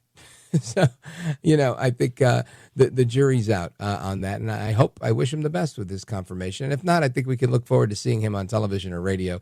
I think he'll do wonderful in the broadcast business, Steve. Is Steve there? Anybody? Steve? Yeah, I'm here. Bueller? I'm here. Wow. That was an amazing response. I didn't expect that. And so thank you for responding. Oh, you got it, brother. As well as you did, man. That's amazing. Thank you. And that's what I expect from the guy who took over Bongino. Excuse me, not Bongino, but I forget his name. Bohannon. Thank you, Steve. I appreciate it. Folks, we have seconds to go before the break, so I don't want to bring somebody on and not have an opportunity to get your whole thought out. So we're going to come right back to you guys. But when we come back, I want to talk a little bit about immigration and this Venezuelan gang, which is now spreading from Colorado and New York City to Tennessee. Now, you guys know that my nephew is in the State Police Academy to be a state trooper in Tennessee, a Tennessee state trooper. And I'm wondering what's going on in Tennessee. So we're going to get a report on that on the way back. And, of course, your calls. We've got calls from Atlanta, Georgia, Springfield, Illinois, Evergreen, Montana, right? WLS, WGKA, KOFI, Wilmington, Delaware, WDEL, Myrtle Beach, South Carolina, WRNN, Moore Park, California, KBTA in the building. I love the West Coast.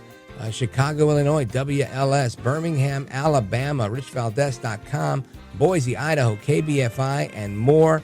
Don't go anywhere, folks. It's a robust open phones across America. And remember, we're opening this up to all 3 hours, so we're taking calls every single hour, and I'll be bringing some guests into the third hour as well. We're having a lot of fun in 2025. Don't go anywhere. It's Rich Valdez coming right back.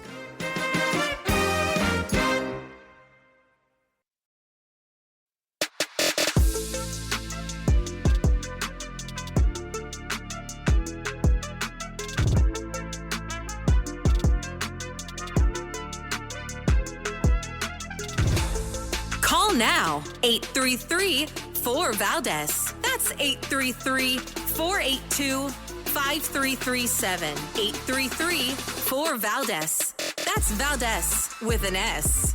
The TBI says not only is a dangerous gang growing nationwide, but it's impacting every major city across Tennessee. They have a pathway to more violence. The TBI director, David Roush, warning Governor Bill Lee in a budget hearing Tuesday about the rising threat of a violent criminal group, Tren de Aragua. They're back in all of our major cities.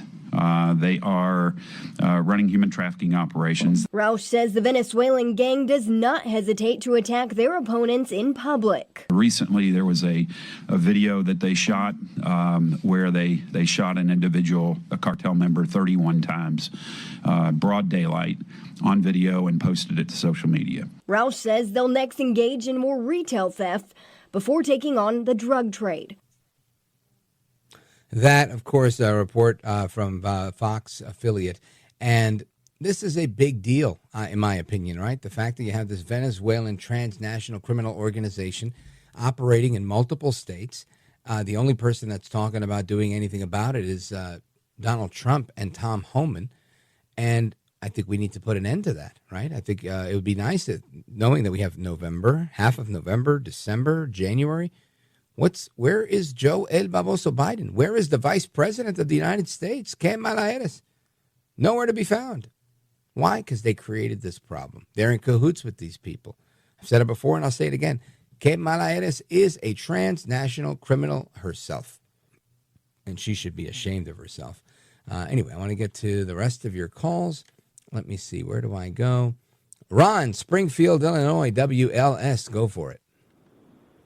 Yeah, you hear me? Loud and clear. Yes. I just like to say how I wish Rush Limbaugh and Charles Krauthammer were here to see this election. It was really something. I agree. It would be great. I think that this would have been the culmination of their careers in a really robust way. For many of us, I think we're just really relishing in the glory of it. That's the only word I can come up with. And I know it's probably an overuse, but it really has been glorious to see the left shriveling and shrinking and just not being able to rise to the occasion. I'm really enjoying it, Ron. And there was a clip from Van Jones. I played it earlier tonight. I want to play it again real quick for you because he starts the clip saying, they ask him, what's next for the Democrats? And he says, therapy. And then he ends up saying, and we're going to need a cookie too. I mean, he's using humor and it's tongue in cheek, but it's really, really the truth, right? I think they need to look their wounds and good. They should. And hopefully that, some of them will take a look at this introspectively and realize their approach didn't work, whether it's to retool their approach to turn people into leftists or to realize maybe people don't want to be leftists. But I think there's always going to be a push towards the left, and I'd be naive to think that would go away just because they lost one election. But, Ron, I want you to listen to this clip from Van Jones on CNN. Check this out. If you're the Democrats, what are you going to do for the next 2 years? How do you regroup? Therapy. We're all going to therapy. I don't know why are we here? There's nothing. If you're a Democrat, all we can say is we hope that Susie decides that she's going to take a long vacation, that they hire some terrible people and make some mistakes to give us a chance. Right now, they have everything. They got the Supreme Court, they got the Electoral College, they got the House, they got the Senate, they got the popular vote, and we're just sitting here with the dunce cap on. This time last week, we thought we were the smartest people in the world. We thought Donald Trump was an idiot. We thought his campaign made no sense, and it turned out they were smarter than us. And we don't have anything to say. I can sit here and pretend I know something. Here's what I know. Everybody I know is miserable. Everybody's on these Zoom calls. Nobody's got any good ideas, and it's going to take us a while to figure this out. I'm not good at coming in here and faking and pretending no, we got whooped. Hey, Van, you're gonna go to the spa. You need a massage and a cucumber water. I agree. And a cookie. That's right. Thank you, Ron. And I think Van Jones is right. One of the few times that I actually agree with the guy. Shout out to WLS. I want to continue. Let's go to Margaret, Birmingham, Alabama, listening to richvaldez.com. Margaret, go right ahead. Hi, Rich. How are you doing tonight? Wonderful. Thank you. Great. Well, what I am concerned about is our children are just absolutely determined that Donald Trump is going to initiate the Third Reich back into the United States. Yeah. And they also have 2 trans kids, and they think that their kids are going to be taken away from them and they're going to be jailed, and they're talking about leaving the country. And I just cannot for the life of me figure out where they're getting these bizarre left-wing, where they're getting their information. I mean, they are just convinced that we're going to be the Third Reich in a year. I just don't get it. Well, you know what it is? You're smart enough to not listen to the propaganda that they listen to. But if they're watching MSNBC, and I'd say they're the worst culprit out there. They're the ones really pushing it. Them and the New York Times. I think just over the top. CNN's, there, but you also have decent people on CNN, like the data guy, Harry Enton, because the numbers don't lie. But this idea that, their trans kids will be taken away from them, This is not even something Trump's ever discussed. If anything, it's the left that's come up with the idea of taking trans kids away to protect them from their parents that don't approve of their transition, as they tried to do or they have done, I believe, in California and in other states where they're trying to enact these laws where the teachers can take away you, the guidance counselors can take your kid away from you, and you can lose your parental rights if you don't agree with your minor child's decision to transition. These are Democrat policies, not Republican policies, right? I think it's always good to remember policies on issues like that with Republicans are usually, I don't want to touch it. They don't want to be involved. They want to stay away from topics like that. So I think time here is the remedy for you. You just got to let them see, look, their 401k is going to grow a little bit, once it gets, I think it's going to get tough. I think there's going to be, January, February, March might be some very difficult months. We might even see a recession because of so much of the spending that this administration has done right now. But once that gets underway and, we see the inflationary spending bubble burst finally, and things start to correct and normalize, then I think we will see things go back up. But in that lull, we're going to see, I think, a drop. And this is, my last conversation with the economist E.J. Antoni. He alluded to the same, that he expected for the housing market to take a dip. He expected for the price of gold to also take a dip. And it's in those moments where people should be investing the most because they'll have the cheapest buying price and the most opportunity to see a return on that investment. So that's my hope, that once your kids see that they will say, all right, you know what, things are actually better under Trump, and they'll have a different outlook. And maybe they won't. I'm a firm believer in the old saying, you can't win them all. And that's just the God's honest truth. Margaret in Birmingham, Alabama, thank you for your call. I appreciate it. Let's continue. I want to go to Ken, Chicago, Illinois, WLS. Ken, go for it. Rich, I'm so glad you're on live in Chicago. It was so horrible having to listen to you on tape delay earlier on the other station. I'm glad you're live. Thank you.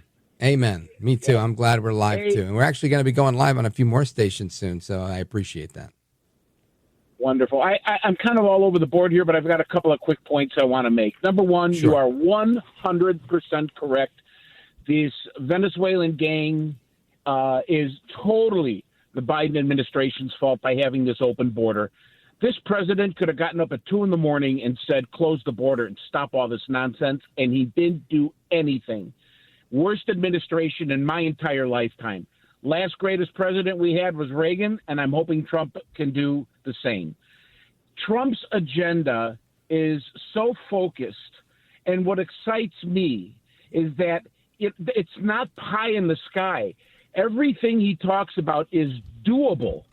It can be fixed. And everything that the Biden administration did was pie in the sky, and nothing got accomplished. But this Venezuelan gang is very real and needs to be stopped.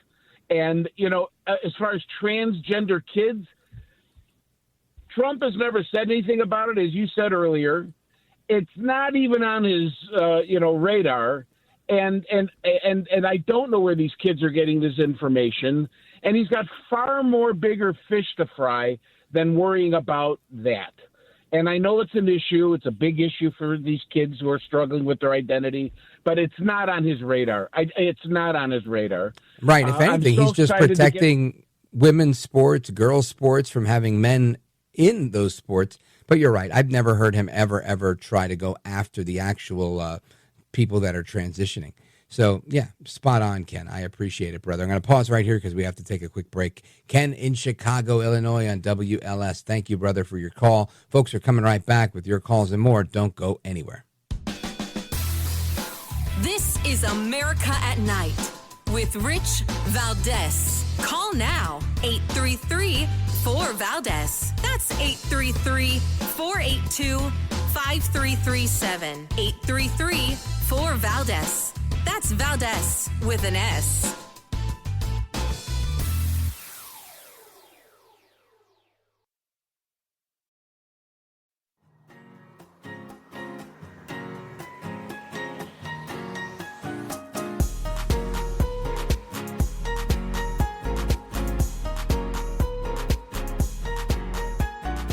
My hands across America to the liberty-loving Latino, Rich Valdez. This is America at Night with Rich Valdez. All right, amigos, welcome back. We're going to get to your calls momentarily. But last night I had played a clip, and I didn't finish the entire clip. And it was a woman named Paula Ramos, who was on MSNBC promoting her book called Defectors. And she's talking about Latinos that voted for Trump and how they're defecting from their race in many ways. Listen to this. UCLA professor Efren Perez writes, Latino Republicans today have an earnest and devout investment in whiteness as an ideology. If whiteness is an ideology, then your skin color and racial classification don't matter as much as your genuine belief in a subjugating worldview.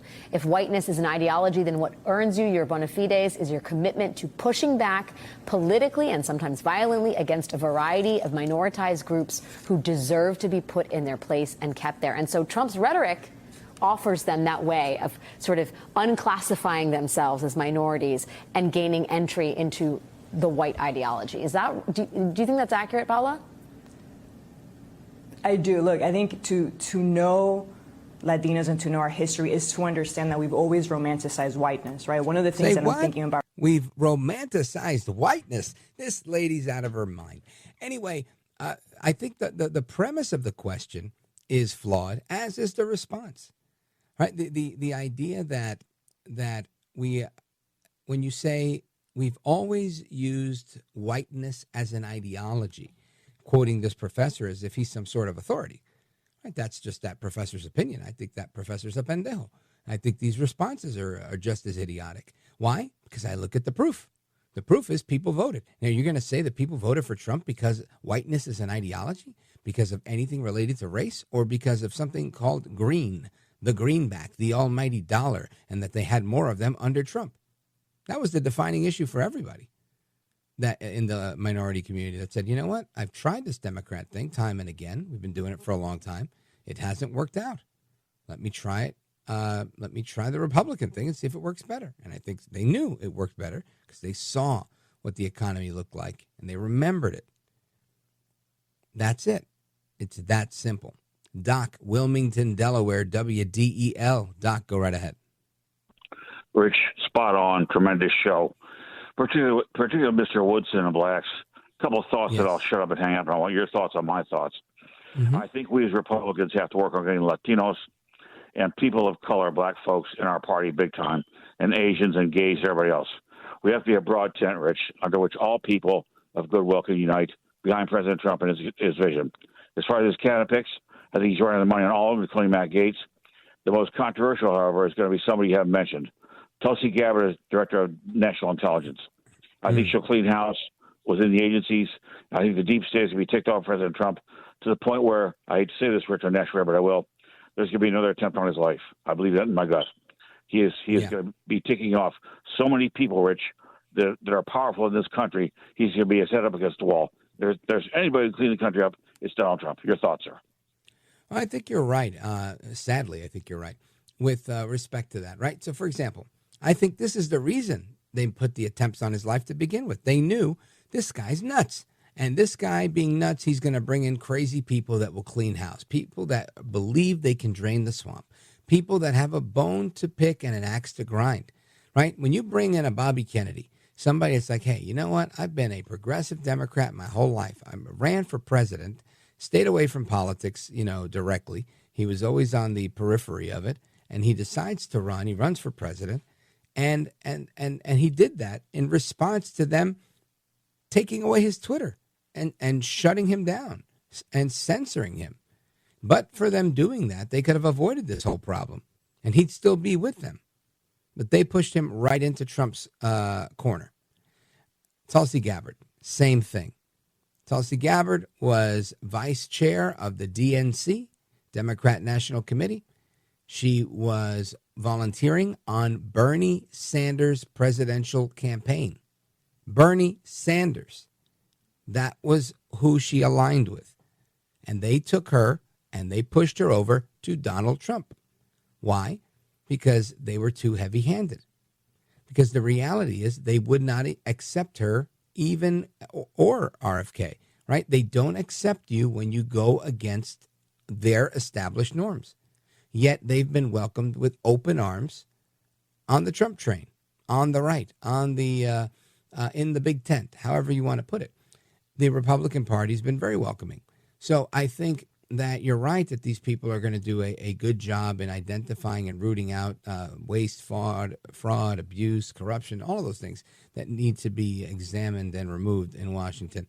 And Godspeed to them. I can't wait. Now, with respect to the minorities, I think you're right. And I think Trump's he's on it, right? They said we needed to have more. For you to win, you're going to have to pick off some of their black and Latino vote. Guess what? He did it, right? Winning each of these groups by a larger margin than he did in the past, enough to make it a losing margin for Biden. I should say for Harris, excuse me. And that was it. It worked like a charm. So, Doc, I think you're spot on, brother. Thank you for your call. I appreciate it. I'm going to take a quick pause right here. Then we're going to come right back for the speed round. Don't go anywhere. This is America at Night with Rich Valdez.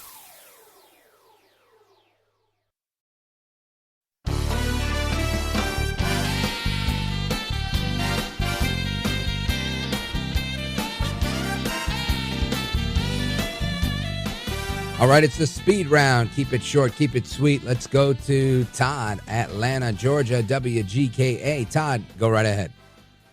Yeah, I think Matt Gaetz will be great.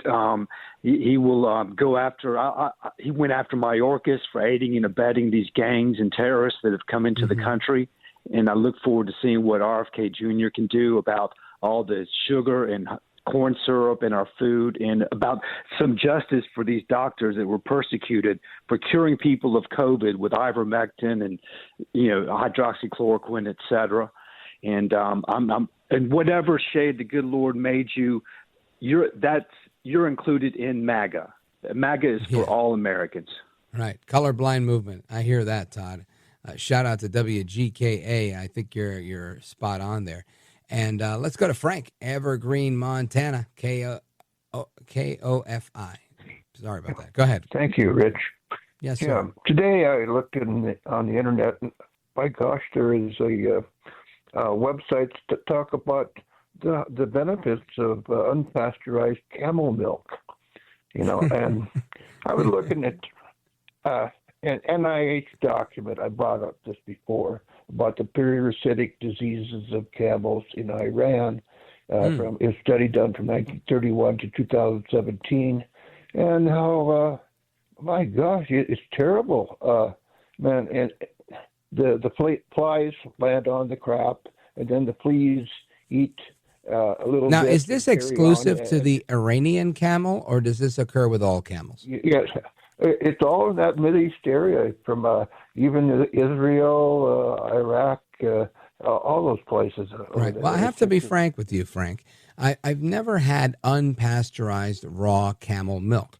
It's never even crossed my mind, to be honest with you. But I would imagine that some consider it a delicacy. So we'll have to resume this conversation at a different time. Maybe when we talk about this woman that was accosted in Tehran, Iran, and the police arrested her after she was accosted. Anyway, folks, take care, good night, and God bless you, America. Hasta la próxima. I'm Rich Valdez.